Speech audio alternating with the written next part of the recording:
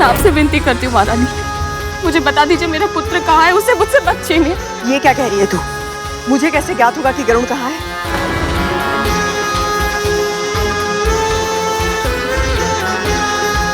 उठ जा, उठ। अब बता क्या हुआ है? चारों ओर देख लिया, कोना कोना छान लिया, किंतु गरुड़ कहीं नहीं है। यहीं कहीं गया होगा, आ जाएगा वो।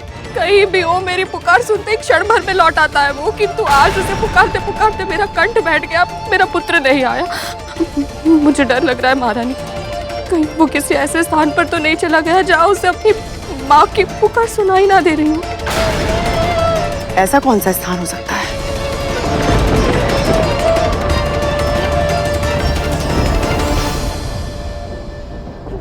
कहीं ये मुझसे कुछ छुपा तो नहीं रही?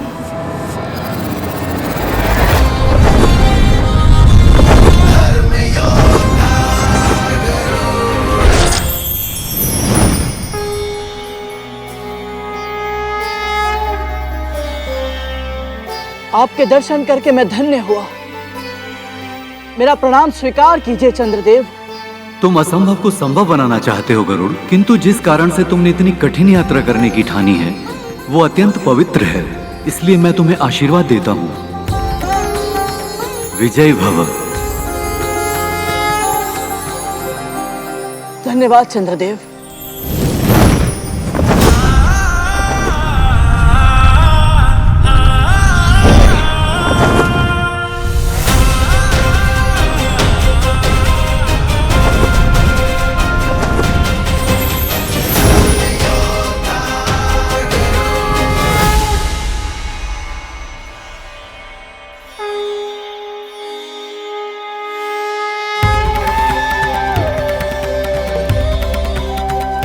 अंधकार को समूल नष्ट करने वाले, प्राणियों में शुभ और मंगल की भावना का संचार करने वाले भगवान श्री सूर्यदेव को मेरा प्रणाम।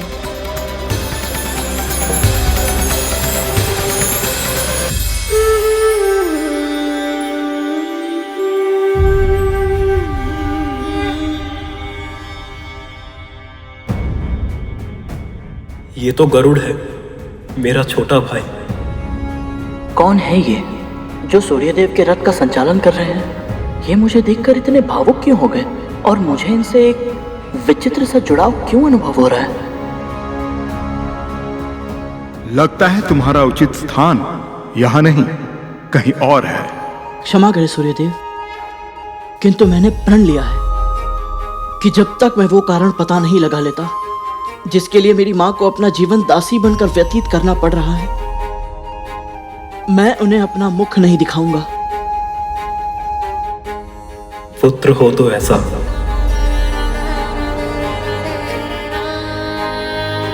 तुम्हारी भावना, इच्छा शक्ति, शारीरिक बल अद्भुत है गरुड़, और मेरा आशीर्वाद सदैव तुम्हारे साथ है। विजयी भव।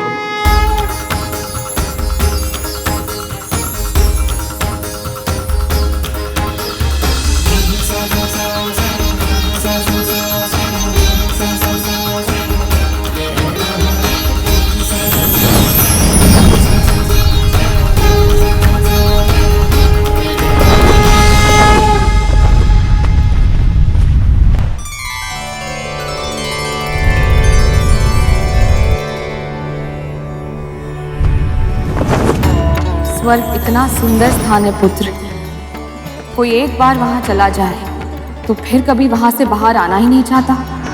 एक विराट वृक्ष भी है वहां, कल्प वृक्ष। यदि कोई सच्चे हृदय से कुछ भी मांगे तो उसकी इच्छा अवश्य पूर्ण होती है।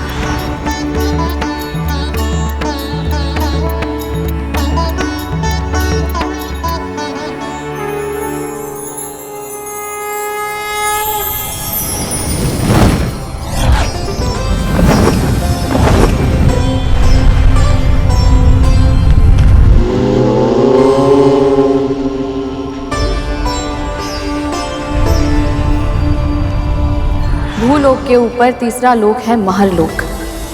श्वेत धवल हिम से ढके जाने कितने ही विशाल पर्वत हैं वहां। जिनकी घाटियों और कंदराओं में अनेक ऋषि मुनि और योगी सैकड़ों वर्षों से गहन तपस्या में मग्न हैं।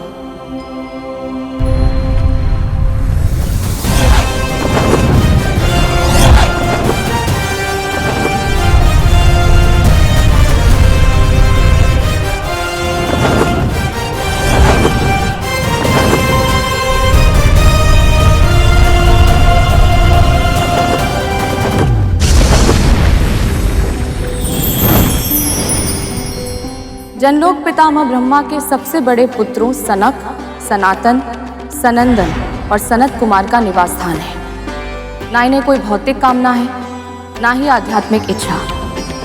ये चारों भाई एक साथ उदासीन भाव से संपूर्ण ब्रह्मांड में विचरण करते हैं। केवल दो ही लक्ष्य हैं इनके, भगवान विष्णु की भक्ति और ज्ञान का दान। आप सभी कुमारों को मेरा सादर प्रणाम। वैकुंठ में बिना अनुमति के प्रवेश करना असंभव है। तुम्हें द्वार पर ही रोक दिया जाएगा। पांचों इंद्रियों पर नियंत्रण खो बैठोगे तुम और पृथ्वी पर वापस फेंक दिए जाओगे। और नीचे गिरते समय तुम्हारा वेग इतना अधिक होगा कि तुम संभल नहीं पाओगे। तुम मारे जाओगे गरुड़। लौट जाओ, लौट जाओ। तेरे पुत्र पर तेरा नियंत्रण नहीं है और तू मेरे पुत्रों पर आरोप लगा रही है। मेरा वो आशय नहीं है महारानी। मैंने तो बस राजकुमारों को ये बात करते हुए सुना था कि गरुड़ के सामने उनके मुख से सत्य निकलने वाला था। सही सही बता, क्या शब्द सुने थे तूने? संकट को तो आप दोनों ने भी आमंत्रित कर लिया था। यदि तक्षक भैया और कालिया भैया समय पर आपको नहीं रोकते तो आप तो गरुड़ के सामने सारा सच उगल देते।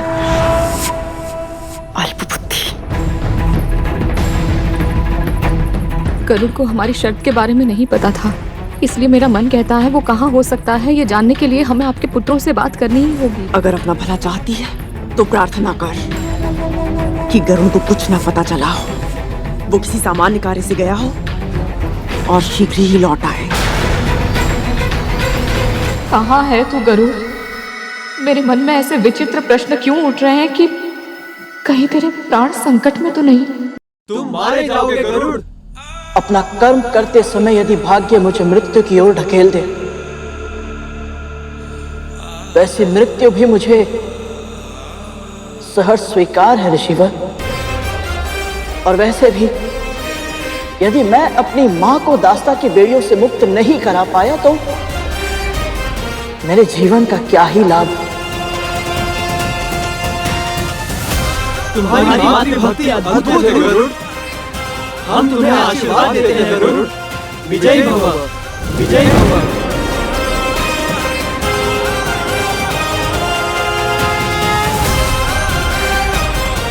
धन्यवाद।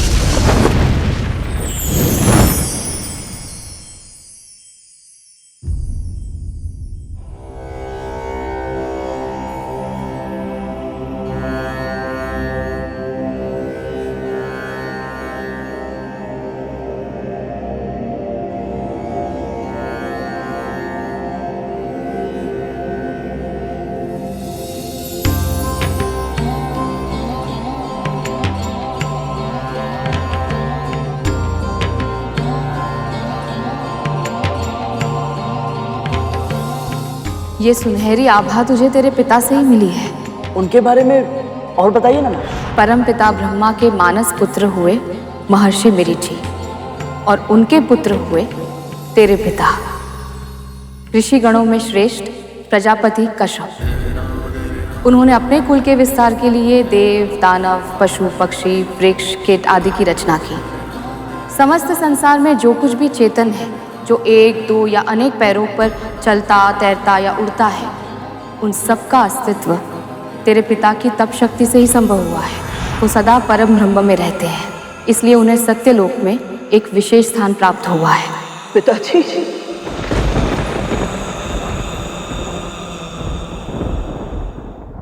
अथाह लाड़ किया मैंने, त्रुटियों को अनदेखा किया और अपराधों को क्षमा किया है, किंतु इसका अर्थ ये नहीं कि तुम सब अपनी सीमा लांघो।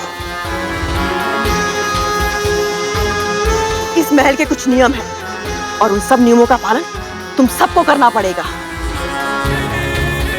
क्योंकि कुछ रहस्य ऐसे होते हैं जिन्हें सदैव चुप्पी की चट्टानों के नीचे दबाए रखना चाहिए, क्योंकि जब उन्हें बाहर आने का अवसर मिलता है तो वो रहस्य अकेले बाहर नहीं लाते, तो अपने साथ लाते हैं सर्वनाश।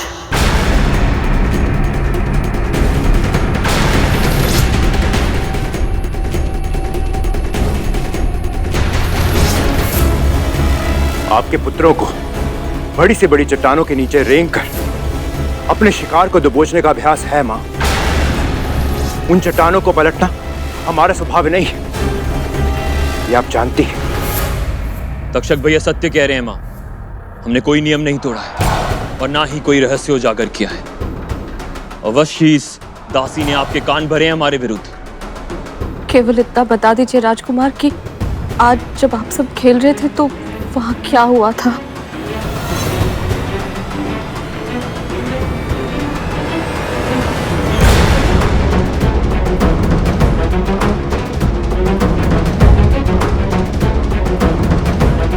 मैं बताता हूं मां।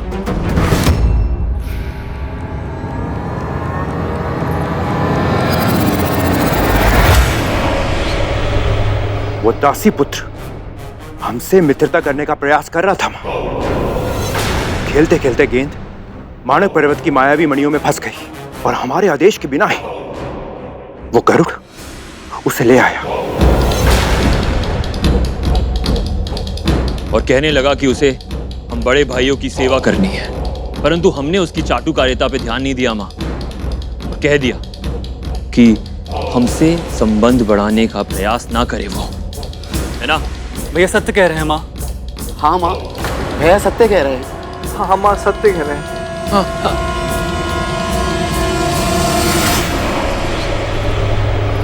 ठीक से स्मरण करो, इसके अतिरिक्त कोई और बात तो नहीं हुई थी ना? नहीं माँ, नहीं माँ, नहीं माँ, नहीं। सुन लिया?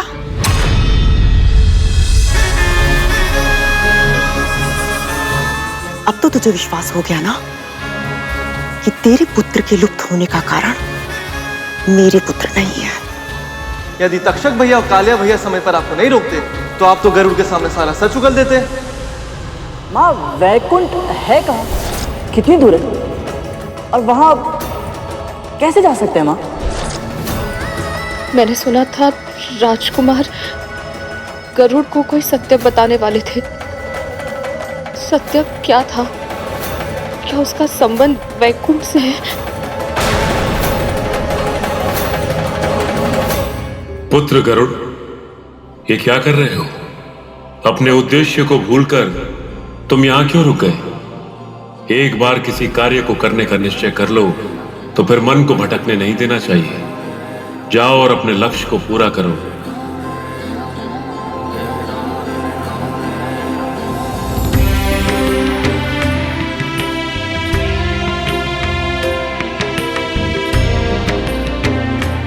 मैंने आज तक माँ का त्याग देखा था, आज आपकी तपस्या भी देख ली।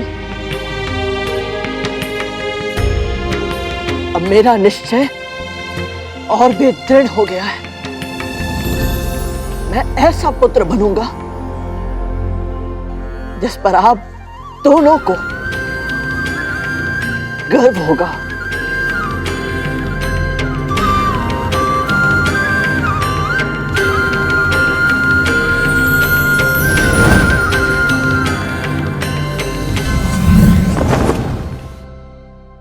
मौन मत रहो तक तू धूमल, सत्य बताओ। माँ, वो वहाँ बड़े भैया की बात चली थी तो हमारे मुख से शेषनाग भैया का नाम निकलने वाला था माँ, पर नहीं निकला। पर गरुड़ को कुछ भी पता नहीं चला था। हाँ, और फिर यहाँ वापस आकर इसी कक्ष में इसी झूले पे बैठ के तक्षक भैया ने हमें चेतावनी दी थी कि फिर कभी गरुड़ के सामने शेष भैया का नाम ना ले। शेषनाग भैया की चर्चा गरुड़ के सामने फिर से कभी नहीं होनी चाहिए। मूर्ख हो तुम सब। इस महल के ऊपर बैठकर उसने सब कुछ सुन लिया और तुम लोगों को अंदेशा तक नहीं हुआ।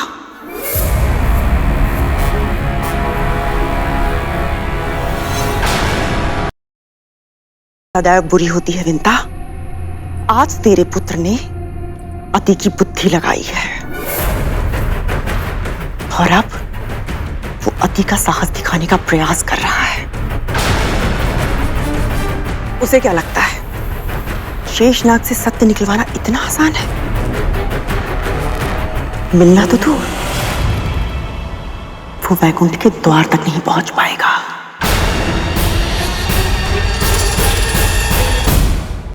सूर्य का ताप उसके पंख जला देगा। अंतरिक्ष की शीत उसकी धमनियों में चल रहे रक्त को जमाकर हिम में बदल देगी। अनंत ब्रह्मांड की यात्रा का संघर्ष उसके तन को ही नहीं, उसकी आत्मा को भी थका देगा और वो शीघ्र ही टूटकर इस पृथ्वी पर आ गिरेगा। इतने वर्षों तक तूने अपने पुत्र के जन्म लेने की प्रतीक्षा की है, किंतु अब उसकी मृत्यु की प्रतीक्षा कर।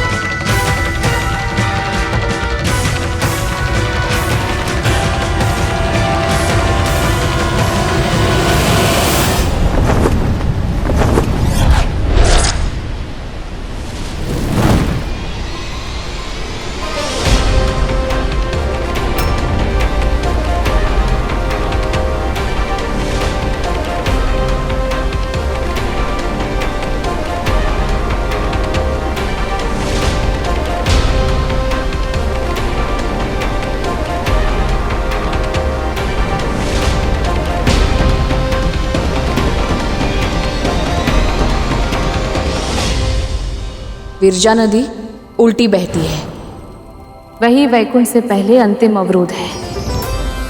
सामान्य प्राणी उस विराट नदी को पार नहीं कर सकते। केवल वही महान आत्माएं इस कार्य में सफल होती हैं जिन पर भगवान विष्णु का आशीर्वाद होता है। और यदि कोई उनकी इच्छा के विरुद्ध वैकुंठ पहुंचने का प्रयास करता है तो विरजा नदी उसे स्वयं में समाहित कर उसके प्राण हर लेती है। परिणाम चाहे जो भी हो, किंतु मैं अपने प्रश्नों के उत्तर लिए बिना नहीं जाऊंगा। मां की स्वतंत्रता मेरे प्राणों से अधिक मूल्यवान है।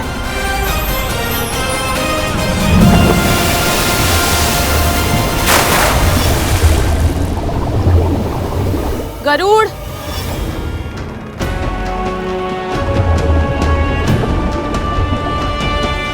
गरुड़,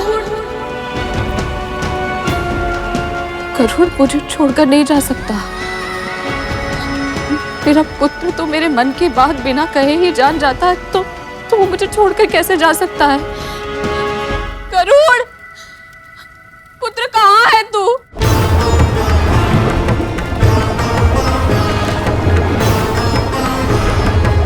गरुड़, कहाँ है तू?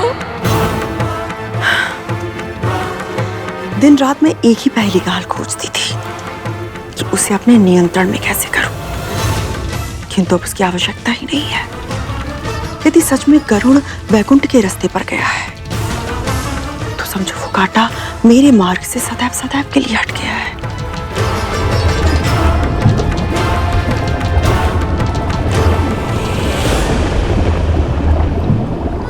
क्या मेरे मन की पीड़ा का आभास नहीं हो रहा है तुझे पुत्र? तू जहां भी है लौट कर आजा गरुड़। तेरे बिना मेरा जीवन व्यर्थ है। अपनी माँ की पीड़ा का आभास क्यों नहीं हो रहा है तुझे? क्या मेरी पुकार तेरे हृदय तक नहीं पहुंच रही है गरुड़?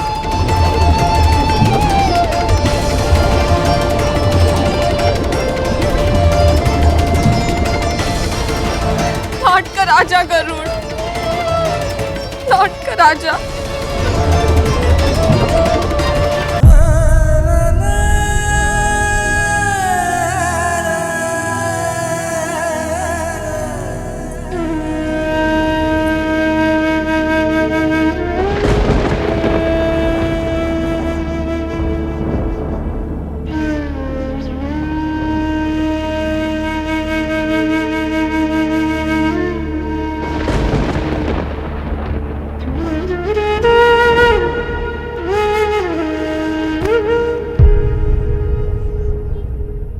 आप तो दया निधान है प्रभु,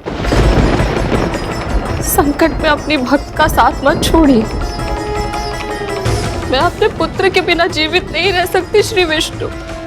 मेरे गरुड़ की रक्षा कीजिए, मेरे पुत्र की रक्षा कीजिए, रक्षा कीजिए मेरे पुत्र की। ओम विष्णुवे नमः, ओम विष्णुवे नमः, ओम विष्णुवे नमः, ओम विष्णुवे नमः, ओम विष्णुवे नमः, ओम विष्णुवे नमः, ओम विष्णुवे नमः, ओम विष्णुवे नमः, ओम विष्णुवे नमः, ओम विष्णुवे नमः। प्राण का मूल तत्व भी श्री विष्णु है और जीवन की प्रेरणा भी। दुखों का हरण करने वाले, संकटों का नाश करने वाले मेरे प्रभु अपने भक्तों की एक पुकार पर दौड़े चले आते हैं।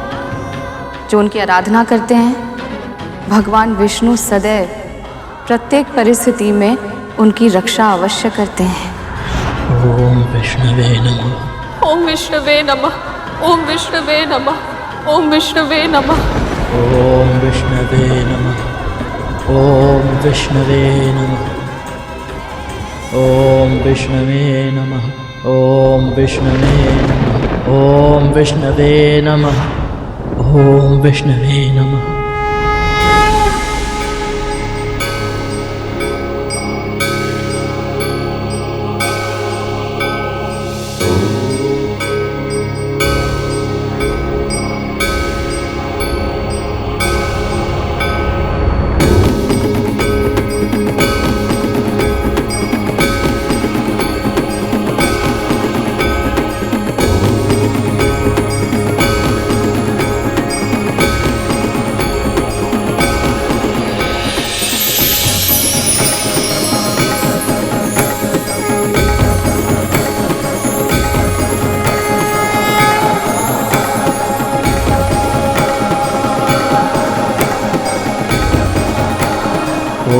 विष्णवे नमः, ओम विष्णवे नमः, ओम विष्णवे नमः, ओम विष्णवे नमः।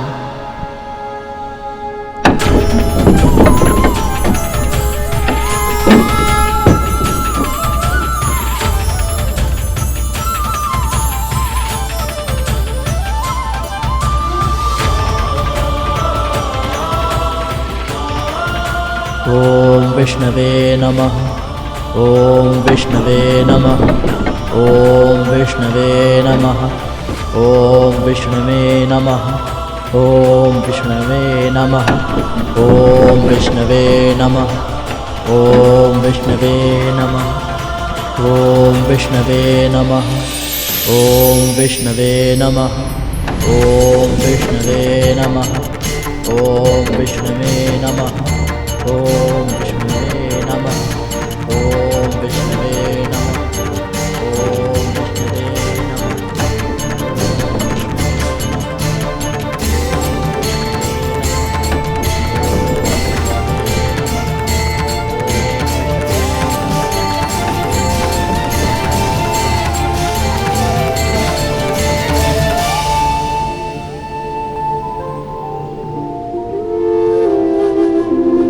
ओम विष्णुवे नमः।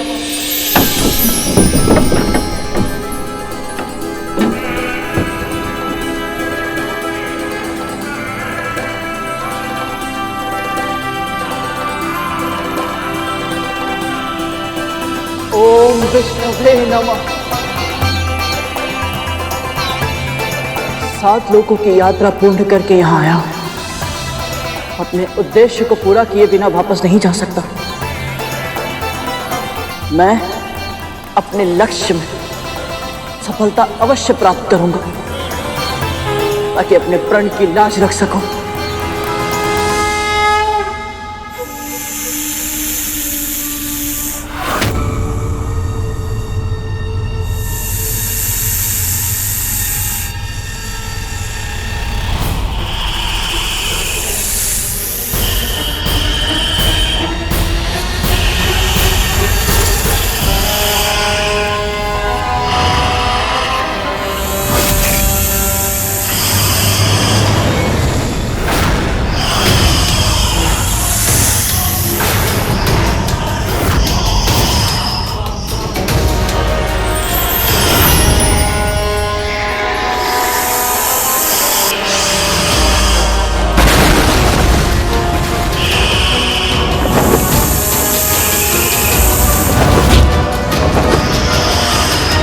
इतनी बड़ी दृष्टता बिना अनुमति यहाँ प्रवेश कैसे किया?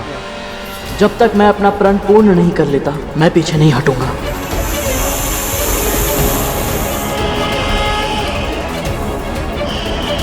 ओम विष्णवे नमः, ओम विष्णवे नमः, ओम विष्णवे नमः।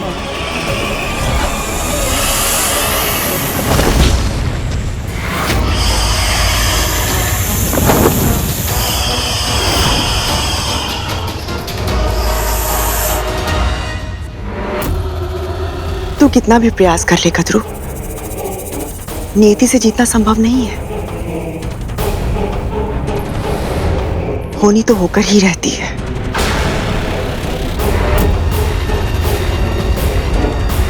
पर सच में कहीं गरुड़ सारे संकटों को पार कर सच्चाई जान गया तो?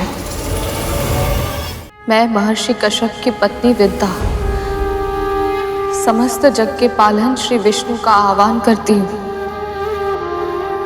यदि मैंने आपकी आराधना सच्चे हृदय से की है, यदि आपकी भक्ति का तनिक भी पुण्य मैंने अर्जित किया है, यदि कभी भी मन से, वचन से या कर्म से परोपकार किया है, तो आज मुझे उसका फल दीजिए प्रभु। मेरे पुत्र की रक्षा कीजिए, मेरे गरुड़ की रक्षा कीजिए।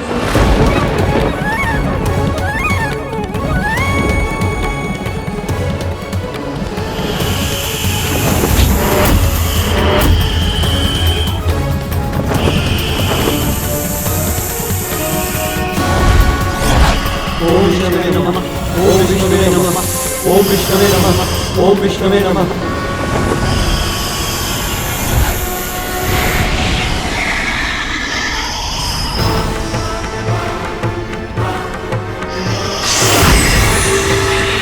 उसकी सहायता कीजिए प्रभु, मेरे पुत्र की रक्षा कीजिए।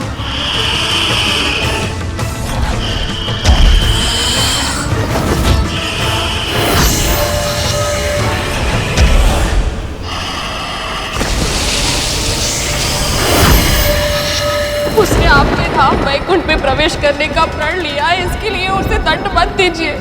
अपनी भक्त की पुकार सुनिए श्री विष्णु, उसकी रक्षा कीजिए।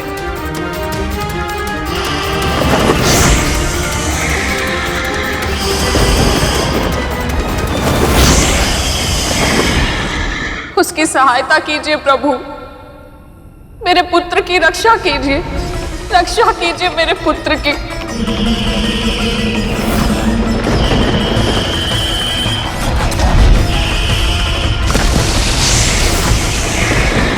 श्री विष्णवे नमः, श्री विष्णवे नमः, श्री विष्णवे नमः, श्री विष्णवे नमः, श्री विष्णवे नमः, श्री विष्णवे नमः, श्री विष्णवे नमः, श्री विष्णवे नमः, श्री विष्णवे नमः, श्री विष्णवे नमः, श्री विष्णवे नमः, श्री विष्णवे नमः, श्री विष्णवे नमः, श्री विष्णवे नमः।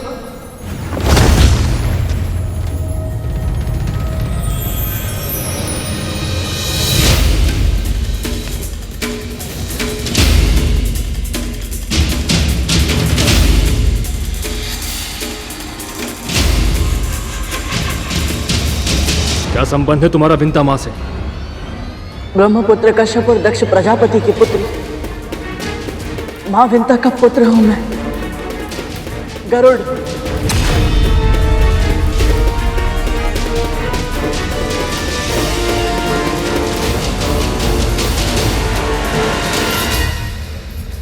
ओम विष्णुवे नमः।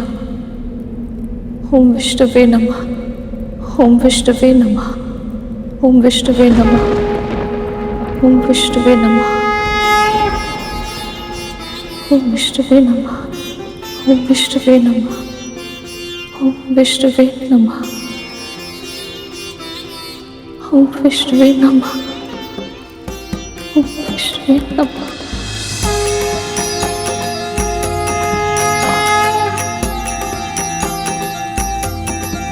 मेरी पुकार सुन ली आपने। आपका कोटि कोटि धन्यवाद प्रभु। आपकी सदाएं जय। मैं कुछ भोग लेकर आती हूँ।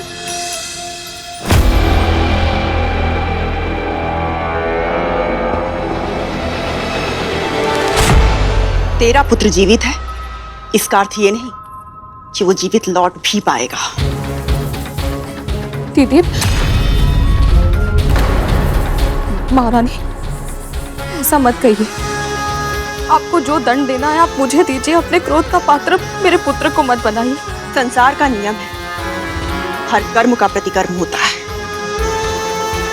तूने अगर अपने पुत्र गरुड़ को वैकुंठ का रास्ता बताया है तो ये तेरा कर्म था, फल तो भुगतना ही होगा। यदि सच में तेरा पुत्र गरुड़ वैकुंठ गया है तो उसकी मृत्यु की उत्तरदायी तू स्वयं होगी। भले ही तेरा पुत्र भी जीवित हो, किंतु इससे पहले कि वो मेरे या मेरे पुत्रों के लिए संकट बने, मैं स्वयं उसे मृत्यु के घाट उतार दूंगी। सदा सदा के लिए वैकुंठ भेज दूंगी गरुड़ को।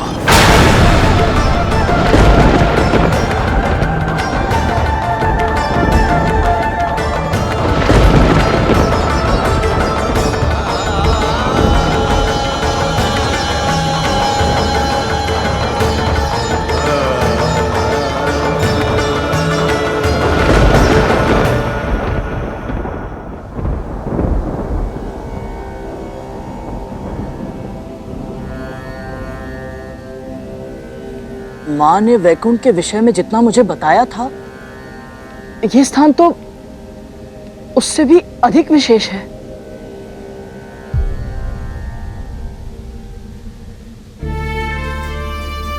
किंतु यही कहना चाहते हो ना? किंतु? हाँ, किंतु यहां कोई दिखाई क्यों नहीं दे रहा? सब श्रीहीन सा लग रहा है। भैया, प्रभु विष्णु और मां लक्ष्मी कहाँ हैं?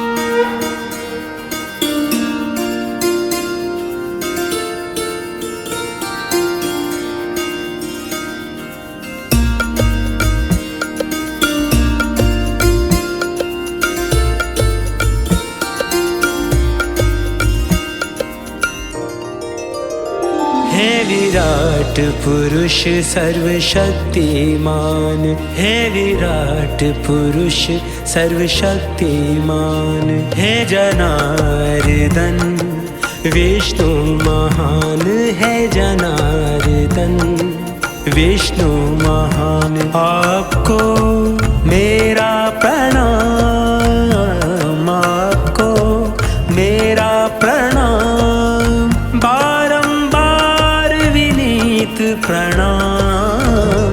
है विराट पुरुष सर्वशक्तिमान, है विराट पुरुष सर्वशक्तिमान।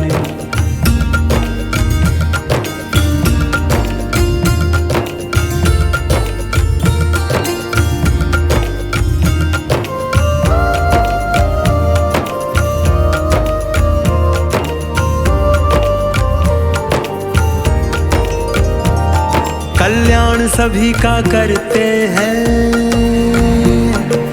प्राण सभी में भरते हैं, आप रक्षा उनकी करते हैं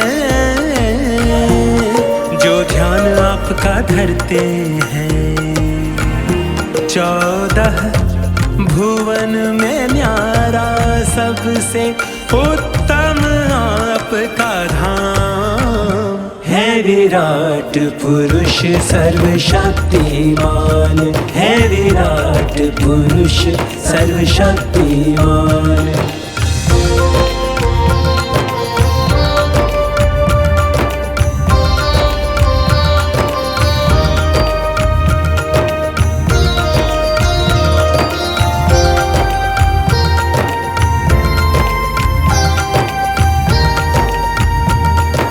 महिमा आपकी गाता हूँ,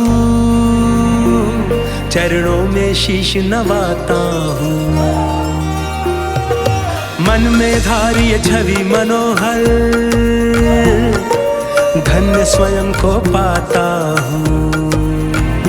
सत्य सनातन माने बताया, सबसे पवित्र आपका नाम। है विराट पुरुष सर्वशक्तिमान, विराट पुरुष सर्वशक्तिमान।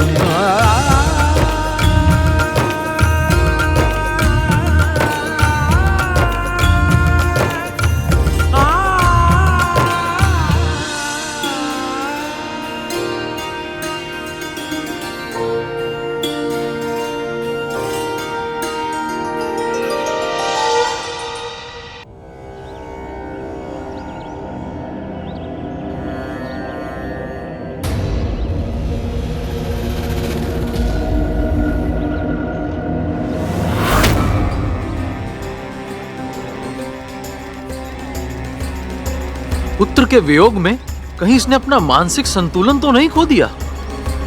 हाँ, एक साथ हंस भी रही है और रो भी रही है। ये कैसे विचित्र स्थिति है, कुछ समझ नहीं आता कालिया भैया। विचित्र बात तो ये है कि आज दासी माँ पर हमारे होने का कोई प्रभाव नहीं पड़ा। डराने की हमारी युक्ति पुरानी हो गई है भैया। क्या बक रहा है? सत्य ही तो कह रहा है धूमल। अवश्य उस दासी पुत्र ने कुछ ना कुछ तो ऐसा किया है जिससे ये प्रसन्न भी है और दुखी भी। कहीं वो शेषनाग भैया तक तो नहीं पहुंच गया?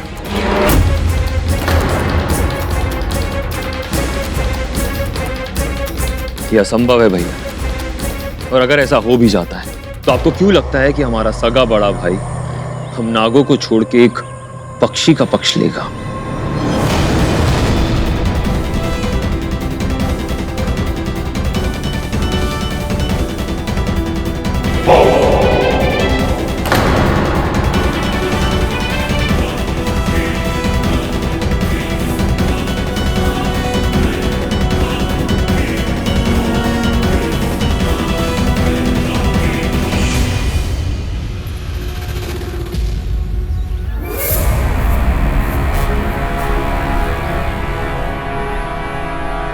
यदि गरुड़ अपने भाई अनंत को मिलने में सफल हो गया तो उसे अतीत का सत्य पता चल जाएगा। जो प्रश्न उसके सुख चैन पर कुंडली मारकर बैठे हैं उनके उत्तर मिल गए तो मेरा सत्य आज मेरे ही पुत्र के प्राणों का शत्रु बन गया है। अपनी त्रुटियों के कारण अपने पहले पुत्र अरुण को तो कष्ट का भागी बना चुकी हूं मैं। अब गरुड़ को भी मेरे पापों का दंड भुगतना होगा। नहीं, मैं ऐसा नहीं होने दे सकती, किसी भी मूल्य पर नहीं।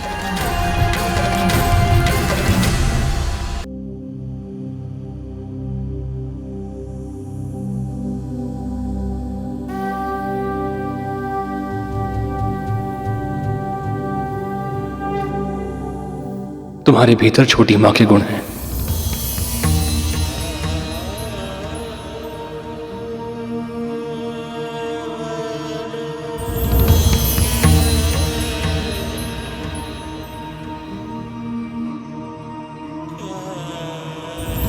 इससे अधिक गर्व की बात मेरे लिए और क्या हो सकती है भैया। माँ ने जब मुझे आशीर्वाद दिया था कि मैं प्रभु विष्णु के चरणों की सेवा में अपना संपूर्ण जीवन समर्पित कर दूं, तो उस समय मुझे इसका महत्व समझ ही नहीं आया था। किंतु आज परमात्मा के साक्षात दर्शन करने के बाद मुझे यह आभास हुआ कि मां ने मुझे जो आशीर्वाद दिया था उसके पीछे मेरे लिए इतने बड़े सुख की कामना छिपी थी।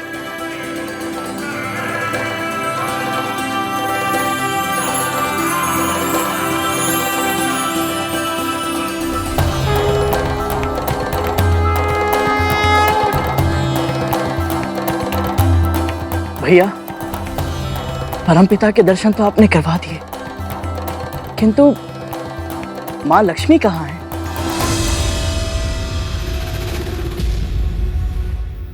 माँ लक्ष्मी और प्रभु का वियोग हो गया है, और इसी कारण दुखी होकर प्रभु गहन ध्यान में चले गए हैं।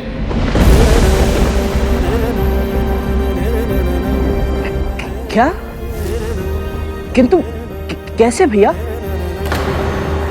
और आपने मां लक्ष्मी को रोका क्यों नहीं? आप तो यहीं रहते हैं ना। और भैया, आप यहाँ क्यों रहते हैं? अपने भाइयों के साथ, बड़ी माँ के साथ क्यों नहीं रहते? और वहां आपका नाम लेना वर्जित क्यों है भैया? शांत हो जाओ गरुड़। इतने प्रश्न एक साथ पूछोगे तो उत्तर कैसे सुन पाओगे? क्षमा कीजिए भैया, माँ भी यही कहती है कि मैं बहुत प्रश्न पूछता हूँ, किंतु मैं भी क्या करूं भैया। माँ को मैं कितना भी पूछूं वो मुझे कुछ नहीं बताती है, इसीलिए मैं सबसे प्रश्न पूछता रहता हूँ। और जब तक मुझे अपने प्रश्नों के उत्तर नहीं मिलेंगे भैया, मैं अपना उद्देश्य कैसे पूरा कर पाऊंगा? कौन सा उद्देश्य?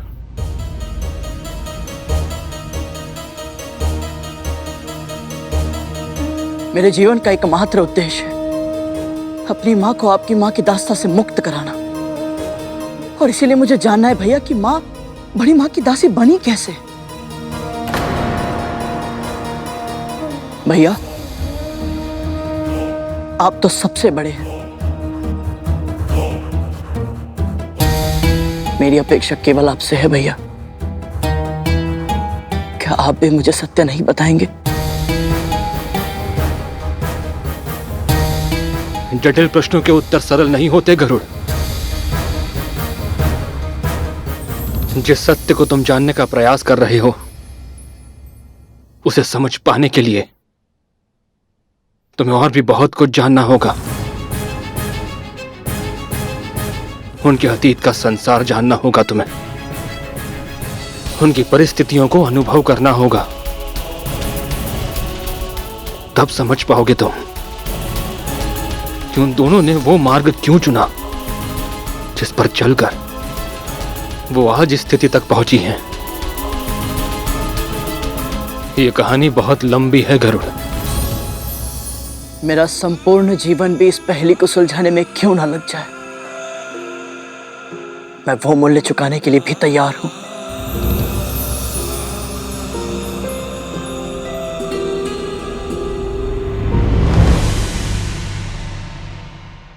ठीक है गरुड़, मैं प्रारंभ से आरंभ करता हूं। पहले ब्रह्मांड ऐसा नहीं था जैसा आज है, केवल शून्य था, केवल ओम का नाद था चारों ओर।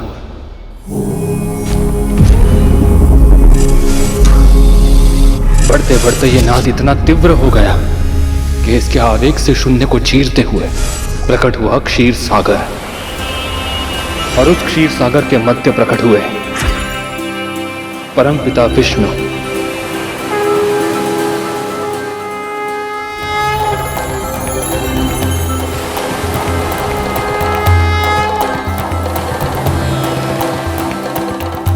फिर प्रभु विष्णु की नाभि से एक कमल के ऊपर ब्रह्मा जी की उत्पत्ति हुई।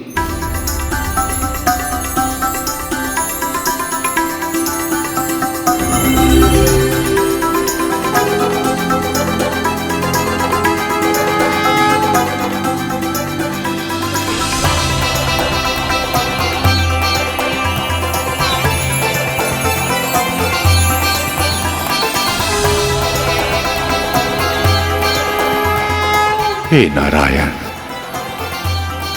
मैं कौन हूं और मेरे जीवन का उद्देश्य क्या है? ब्रह्मा हैं आप, और आपके जीवन का उद्देश्य है सृष्टि का सृजन करना। जो आज्ञा प्रभु। सृष्टि के सृजन के लिए ब्रह्मा जी ने 10 मानस पुत्रों को जन्म दिया, जो प्रजापति कहलाए। ब्रह्मा जी ने उन्हें आज्ञा दी कि वे सब अपनी अपनी संतानों को जन्म देकर सृष्टि का विकास करें, और इन सभी में प्रमुख थे मरीचि और दक्ष प्रजापति। प्रजापति दक्ष की 17 पुत्रियों का विवाह हुआ। प्रजापति मरीचि के पौत्र प्रजापति कश्यप से हुआ।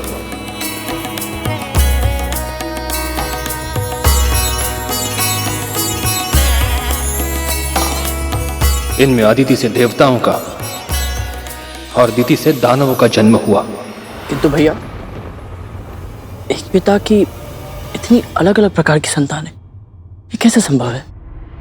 प्रजापति दक्ष ने सृष्टि के सृजन और संतुलन के लिए नियम बनाए। उन्होंने प्रत्येक जीव की प्रकृति, प्रवृत्ति और आकृति को अलग अलग गुण दिए। इन गुणों के आपसी समागम से अलग अलग जातियों का जन्म हुआ। पिता एक थे, परंतु माताओं के गुण, मनोभाव और स्वभाव अलग अलग थे, जिस कारण उनकी संतानें भी अलग अलग प्रकृति, प्रवृत्ति और आकृति की हुई।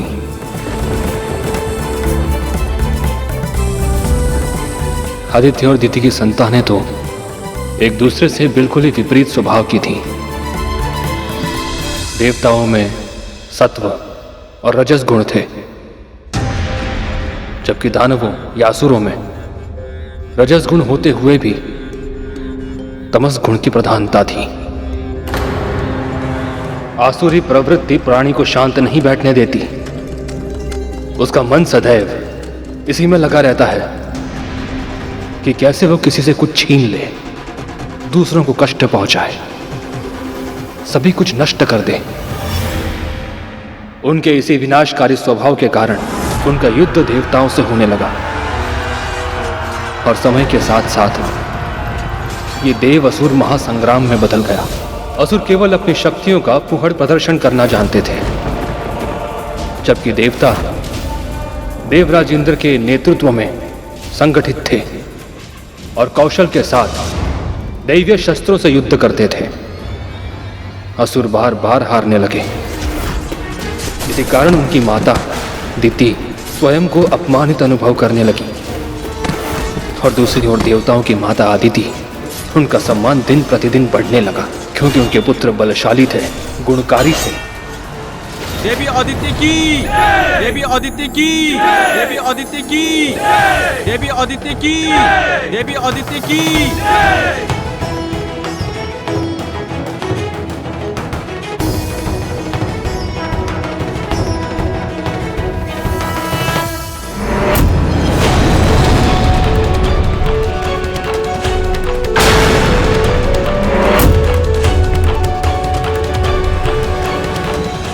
बीच में रोकने के लिए क्षमा चाहता हूं भैया, किंतु देवों और असुरों के बीच की शत्रुता का, उनके महासंग्राम का मेरी मां की दासत्व से क्या संबंध है? संबंध है गरुड़, गहरा संबंध है। हमारी सृष्टि की रचना बहुत ही अद्भुत है गरुड़। सृष्टि के किसी भाग में यदि एक तितली भी अपने पंख फड़फड़ाती है ना, तो उसके फलस्वरूप सैकड़ों सहस्त्रों योजन दूर सृष्टि के दूसरे भाग में बवंडर आ सकता है, अकल्पनीय विनाश हो सकता है। अपने पुत्रों के स्वभाव के कारण दिति और अदिति के बीच जो कुछ भी हो रहा था, प्रजापति कश्यप की दूसरी पत्नियां विंता और कद्रू वो सब देख रही थी। उन्होंने जो कुछ भी देखा, अनुभव किया, समझा, उसने उन दोनों की नियति तय कर दी। कैसे?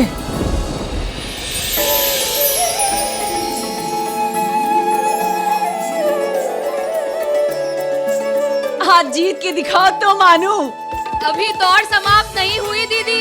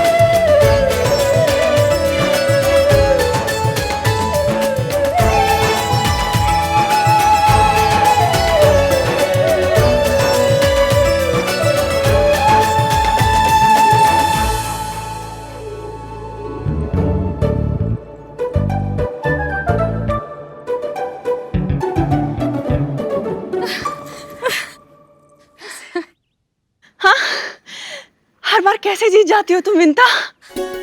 आनंद तो दौड़ में है दीदी, फिर चाहे मैं जीतूं या आप, बात तो एक ही है।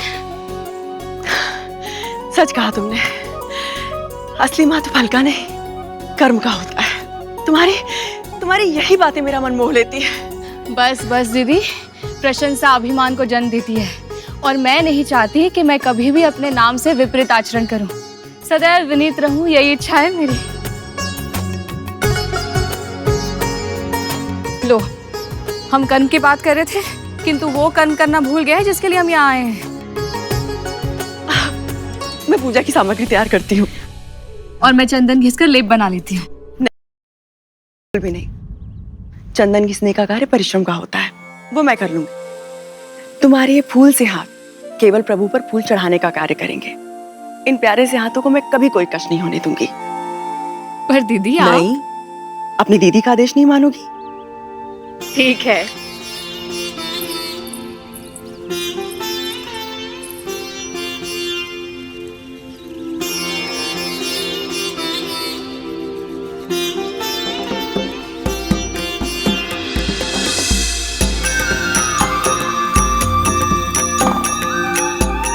इन दोनों बहनों का आपसी संबंध समझना हो तो उस झरने की कल्पना करो गरुड़, जिसमें जल के स्थान पर बहता था एक दूसरे के लिए असीमित अथाह स्नेह, शब्दों में जिसकी व्याख्या करना असंभव है। ऐसा था इनका प्रेम, अद्भुत, अतुलनीय। जानती हो, मैंने अपने प्रभु से क्या कामना की है कि जब भी मेरे पुत्र हो, वो अदिति के पुत्रों से अधिक शक्तिशाली हो। जितना अधिक बल मेरे पुत्रों में होगा, मुझे उतना ही अधिक सम्मान मिलेगा। पर दीदी, मुझे लगता है कि अदिति दीदी का सम्मान उनके पुत्रों के शक्तिशाली होने के कारण नहीं होता। वो तो इसलिए होता है कि उनके पुत्र संस्कारी हैं। मैंने भी श्री विष्णु से प्रार्थना की है कि मुझे भी ऐसी ही संतान दीजिएगा, सात्विक और सद्गुणी। माँ को इतनी अपेक्षा है मुझसे, और मैं उन्हें पूरा नहीं कर पा रहा हूं, उनको दास्ता से मुक्त नहीं करा पा रहा हूं। जो फूलों तक को कष्ट नहीं होने देती, उन्हें इतने कष्ट भोगने पड़ रहे, क्यों? कभी कभी अनजाने में हुई भूल का बहुत बड़ा मूल्य चुकाना पड़ता है गरुड़। विंता मां के साथ भी कुछ ऐसा ही हुआ था।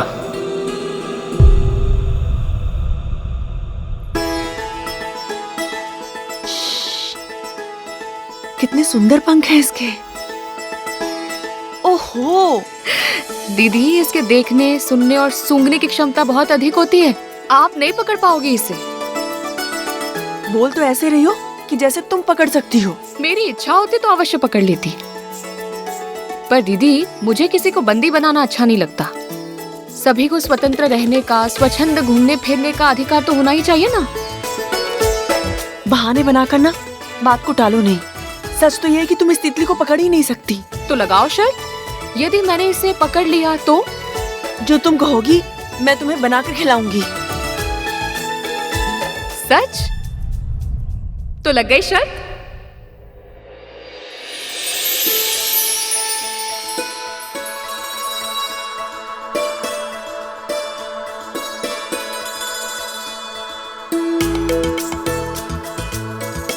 एक ही स्थान पे खड़े होकर उसे देखती रहोगी और उसे पकड़ने का प्रयास भी करोगी।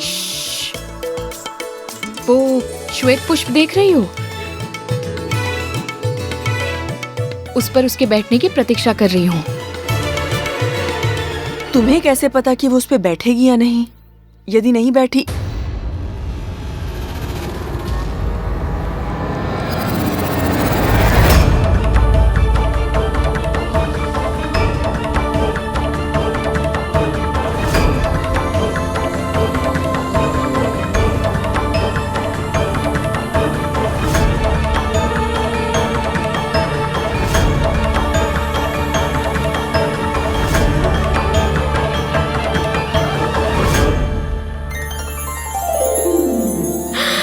पकड़ लिया।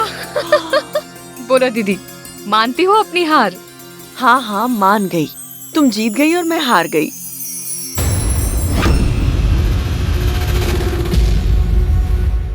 इसका पंख टूट गया क्या?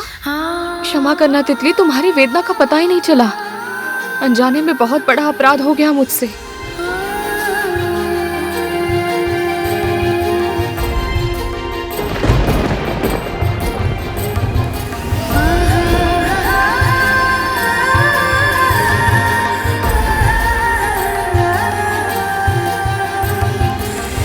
छोटी सी शर्त के लिए एक जीवित प्राणी को पीड़ा पहुंचा दी मैंने। हे प्रभु, मैं प्रण करती हूँ, आज के बाद ऐसा पाप कभी नहीं करूंगी। तुम व्यर्थ ही चिंता कर रही हो। तितली ठीक है, उसे कुछ नहीं हुआ। कुछ तो हुआ है ना दीदी, कष्ट हुआ है उसे। तुम भी ना कितना सोचती हो। यदि सोचना ही है ना तो ये सोचो कि मैं तुम्हारे लिए क्या पकवान बनाऊं। शर्त तो हार गई हूँ, दंड तो भुगतना ही होगा। आनंद तो शर्त लगाने में है दीदी, फिर चाहे मैं जीतूं या आप, बात तो एक ही है। और बहनों में शर्त केवल खेल के लिए होती है, उसे निभाने की आवश्यकता नहीं होती। एक दूसरे के लिए जो स्नेह इन दोनों के हृदय में है, उसे देखकर तो मैं सोच भी नहीं सकता कि बड़ी माँ ने माँ को दासी बना कर रखा है। यह स्थिति आई कैसे भैया? ये स्थिति उन दोनों का भाग्य कैसे बनी, इसके अनेक कारण थे, किंतु सबसे महत्वपूर्ण कारण था विंता मां से अनजाने में हुआ एक अपराध। छोटी सी शर्त के लिए उन्होंने निर्दोष तितली को अपना बंदी बना लिया था। कहते हैं कि किसी निर्दोष को अगर कोई कष्ट पहुंचाता है तो उसे अपने कर्मों का फल इसी जन्म में भुगतना पड़ता है। किंतु अनजाने में हुए इस अपराध का दंड विंता मां को कब और किस रूप में मिलेगा, इससे वो दोनों ही अनजान थी।